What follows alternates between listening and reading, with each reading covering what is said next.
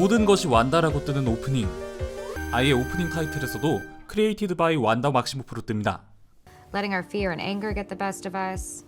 Intentionally expanding the borders of the false world we created. 오프닝과 전반적인 스타일을 봤을 때 2000년대 시트콤으로 바뀐 것을 알 수 있죠.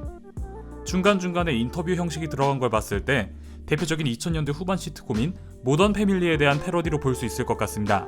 그러고 보니 지난 6화에선 DDR과 영화 페어런츠 트랩이 있었던 걸 봐선 이전 에피소드는 90년대 후반이었던 것 같습니다. 자신의 능력에 통제력을 상실한 완다. 이와 비슷한 증상은 완다가 아이를 출산할 때도 한 차례 있었죠. 그도 그럴 게 비전에 대해 알고 있는 피에트로와 기어이 장벽을 나가 진실을 알게 된 비전의 일로 혼란스러울 수밖에 없습니다. 아이들도 지난밤이 혼란스러운지 엄마에게 묻는데요. Last night, Uncle P said that thing about re-killing Dad. Don't believe anything that man said. He is not your uncle. Who is he? 이에 혼란스러운 완다는 이렇게 말합니다. Well, I don't. I have no answers. I'm starting to believe that everything is meaningless. 모든 것에 의미가 없다고 말하는 완다.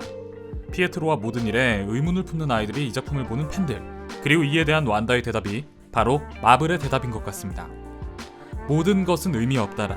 아마도 이것이 지금까지의 완다 비전이 처음부터 의도한 부분이었던 것 같습니다. 팬들의 추측이 난무하게 만들고 이것이 절정에 달하는 순간 아무 의미 없다며 놀리는 것을요. I know an aerospace engineer who'd be up for this challenge. 이전 편에서 도움을 줄 수 있는 잘 아는 우주과학자가 있다고 한 모니카의 대사 역시 우리는 판타스틱4의 리더 리드 리처드의 등장 떡밥이구나 라고 생각했지만 이번 화에서 그게 아니라 엄마 모니카 램보의 인맥 구드너 소령이라는 사람이 나와서 우주 탐사용 차량을 제공해주는 걸로 지난 우주과학자 떡밥을 회수했죠. 자, 모두 다 이런 식으로 지금까지 등장한 팬들이 혹할 만한 떡밥들은 온갖 추측 다 하며 행복회로 가열차게 돌리던 팬들을 놀리는 방향이 이번 완다 비전의 기조인 걸 알 수 있습니다. 이번 영상에서는 그런 방향으로 에피소드 7화의 내용들과 아그네스란 인물에 대해 파헤쳐 볼게요. Hayward wants his sentient weapon back. 모니카는 헤이워드 국장이 죽은 비전의 몸으로 센티넨트 무기를 만들려 한다는 걸 알고 이 사실을 완다에게 알려주려 합니다. 여기서 굳이 센티넨트라는 표현을 쓰는데요. 엑스맨에서 돌연변이를 말살하는 로봇 센티넬을 떠올릴 만한 표현이죠. 거기다 헤이워드는 초능력 히어로를 좋아하지 않는 것처럼 보이는 인물이니 충분히 센티넬과 엮을 수도 있을 것 같지만 이 역시 그저 팬들을 설레게 할 그런 낚시일 뿐인 것 같네요. 완다 비전의 지금까지 전체적인 기조로 봤을 때는요. 지난 에피소드에서 이 비전 무기화 프로젝트명이 컨트랙트, 백내장인 걸 봐서 죽은 비전의 눈이 하얗던 것과 예전 마블 코믹스에서 온통 흰색으로 등장했던 비전의 모습을 떠올리게 하여 이 역시 팬들을 설레게 할 뿐인 그런 요소로 보여집니다. 혼자만의 생각할 시간이 필요한 완다를 위해 아그네스는 아이들을 자신의 집으로 데려갑니다. 하지만 혼자만의 시간을 보내려는 완다에게 찾아온 불청객이 있었죠. 바로 모니카입니다. 모니카는 맨몸으로 장벽을 뚫고 들어온 것이었는데요. 이 과정에서 모니카는 능력을 각성하게 됩니다. 완다의 능력에 어느 정도 대응할 수 있게 된 것으로 보이고 완다의 세계를 다르게 볼 수 있는 눈을 얻은 것 같습니다. 원작 코믹스에서도 모니카는 초능력을 얻어 스펙트럼이란 히어로명으로 활동하며 후에 캡틴 마블의 이름을 잇기도 하는데요. 완다와 마찬가지로 소중한 사람을 잃은 경험이 있는 모니카는 그렇게 완다의 마음을 공감해주고 설득하려 하는데 하지만 그 순간 나타난 아그네스에 의해 완다는 다시 모니카에게 철벽을 치고 Don't make me hurt you. 완다를 자기 집으로 데려온 아그네스. 그런데 여기 있어야 할 아이들이 없습니다. 이때 보면 마법을 상징하는 육망성이 잔뜩 보이는 컵, 그리고 뜬금없이 토끼와 매미를 보여주는 장면을 봤을 때 아무래도 아그네스는 마법으로 아이들을 토끼와 매미로 바꿔버린 것 같습니다.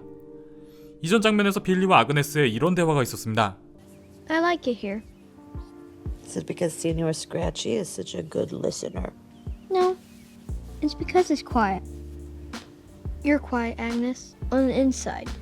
빌리는 이전 편에서 정신적 능력을 각성하고 아무래도 다른 사람들의 내면의 소리를 들을 수 있게 된 것 같죠.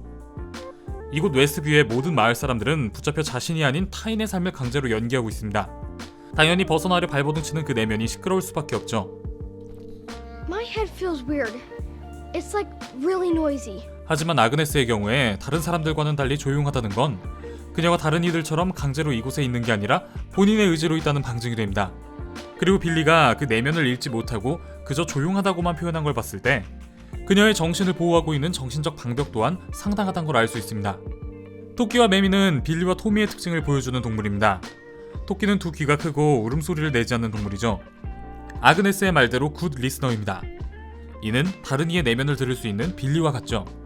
반면 지난 에피소드들을 통해 쫑알쫑알 말이 많았던 토미는 시끄럽게 소리를 내는 매미로 변한 것을 알 수 있습니다. 아이들을 찾던 완다는 지하실에 내려갔다가 의문의 마법책을 찾게 되는데 이때 나타난 아그네스. You didn't think you were the only magical girl in town, did you? The name's Agatha Harkness. Lovely to finally meet you, dear. 그리고 완다의 눈동자는 보랏빛 아가사 하크네스의 마법에 물드는데, 그리고 모든 게 다 아가사의 짓이었다는 가사의 노래. Who's been messing up everything? It's been Agatha all along. 이를 통해 피에트로의 등장과 스파키를 죽인 것 또한 아가사 하크네스의 짓이란 걸 알 수 있는데, And I killed Sparky too. 자, 이를 통해 우리는 아가사 하크네스가 완다비전의 빌런인 것을 알 수 있습니다. 자, 그런데 제가 앞서 얘기했듯이 이 작품은 이를 보는 팬들의 예상을 뒤집고 놀리는 기조가 강하다고 했죠. 그런 작품인데 이렇게 순순히 자기가 악당인 것 같은 모습을 대놓고 보여준다? 저는 이 역시 팬들을 낚는 그런 요소일 수도 있지 않을까 싶습니다.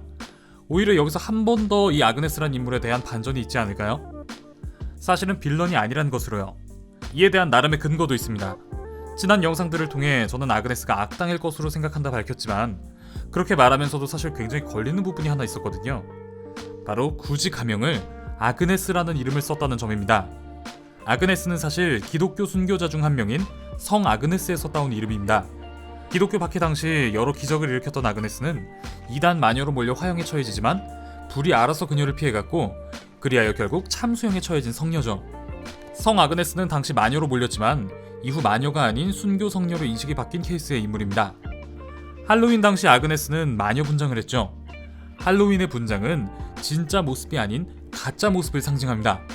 굳이 할로윈 에피소드를 통해 마녀로 분장한 아그네스의 모습을 보여준 건 역시 현재 팬들을 어떻게든 낚으려고 혈안이 된 완다비전의 기조에 비추어 본다면 아그네스를 마녀로 속이기 위한 시도로 볼 수 있을 것 같습니다. 마녀에서 성녀로 인식이 바뀐 아그네스라는 이름을 봤을 때 아가사 하크네스 역시 현재의 악당 마녀에서 선한 편으로 그 인식이 바뀔 여지가 있는 게 아닐까 예상해봅니다. 원작에서 아가사 하크네스는 완다의 마법 스승격 캐릭터이죠. 이 역시 절대 간과할 수 없는 부분입니다. 저는 강아지가 괴테의 파우스트에도 나왔듯이 메피스토의 화신일 수 있다고 생각합니다. 그런 관점에서 봤을 때 스파키를 죽인 건 완다를 위한 일로 볼 수도 있겠죠. 그리고 이런 관점에서 봤을 때 피에트로 역시 완다의 가족으로 침투하여 비전에 대한 이야기를 하며 현실을 일깨우려 시도했고 혼자 어떤 식으로 이 모든 걸 한 거냐, 난 가족이니 말해줘도 된다며 계속해 떠보고 있었죠. 어쩌면 아가사 하크네스는 피에트로를 통해 방법을 알아내 이 사태를 끝내려 한 건지도 모릅니다. 이번 에피소드의 중간 광고는 우울증 약 광고였죠. 넥서스라는 이름의 약이었는데요. 넥서스는 완다가 처음 등장한 에이지 오브 울트론에서 울트론의 정신을 찾기 위해 토니가 갔었던 인터넷 시스템의 허브인 바로 그 넥서스의 이름을 가져온 것으로 보입니다. 이 광고의 멘트 중 이런 멘트가 있었죠. You should not take Nexus unless your doctor has cleared you to move on with your life. 여기서 굳이 의사가 언급된 점을 봤을 때 마지막 에피에 등장한다고 알려진 특급 게스트가 역시나 닥터 스트레인지일 것으로 보여집니다. 어벤져스를 통틀어서 지금의 사태를 어떻게 수습할 수 있는 캐릭터가 닥터 말고는 없는 게 사실이죠. 자, 여기까지가 이번 에피소드 7화에 대한 저의 분석이었습니다. 재밌게 보셨다면 구독, 좋아요, 알림 설정 한 번씩만 부탁드릴게요. 감사합니다. 그럼 지금까지 뇌피셜의 한계를 모르는 명탐정 뇌피셜록 미노타우루스였습니다.